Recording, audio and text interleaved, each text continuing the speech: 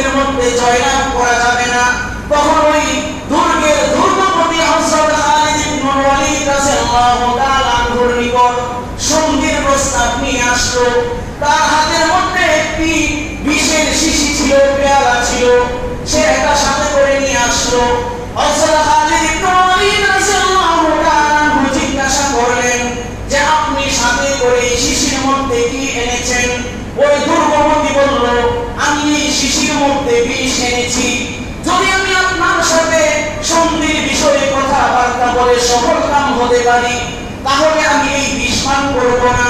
আর যদি আমি ব্যর্থ হয়ে যাই, তাহলে আমি এই বিষ পান করে আমি মারা যাব।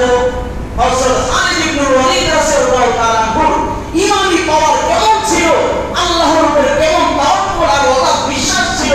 হযরত খালিদ ইবনে ওয়ালিদ রাদিয়াল্লাহু তাআলা তখন ওই দুর্গপতিকে বলতেছে, হে দুর্গপতি, এই যে তোমার হাতের মধ্যে বিষ আছে, এই বিষ মানুষকে মারার কোনো ক্ষমতা নাই। এই বিষ পিয়াসিনী না। যদি আল্লাহ রাব্বুল আলামিন এই বিষের ভিতরে ক্ষমতা না দেন, আপনার কি বিশ্বাস যে এই বিষ পান করলে মানুষ মারা যাবে?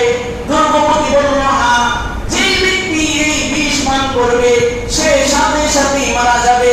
হযরত খালিদ ইবনে ওয়ালিদ রাদিয়াল্লাহু তাআলা তিনি বললেন, আচ্ছা ঠিক আছে, এই বিষের শিশি আমার হাতে দাও।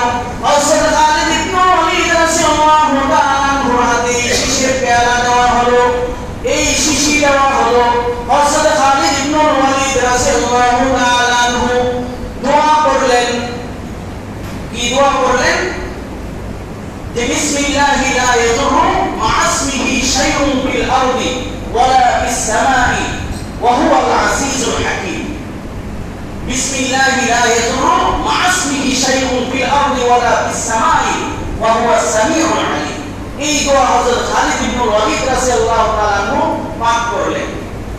এই দোয়া করার পরে হযরত খালিদ ইবনে ওয়ালিদ রাদিয়াল্লাহু তাআলা ওই শিশির, ওই বিষের যে শিশি ছিল, সেই শিশির ভিতরের বিষটা তিনি এক ঢুকে পান করে বললেন।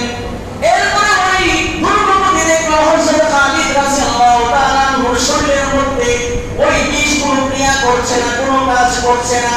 হযরত খালিদ ইবনে ওয়ালিদ রাদিয়াল্লাহু তাআলা তিনি দাঁড়িয়ে আছেন, কোনো কিছুই হয় নাই।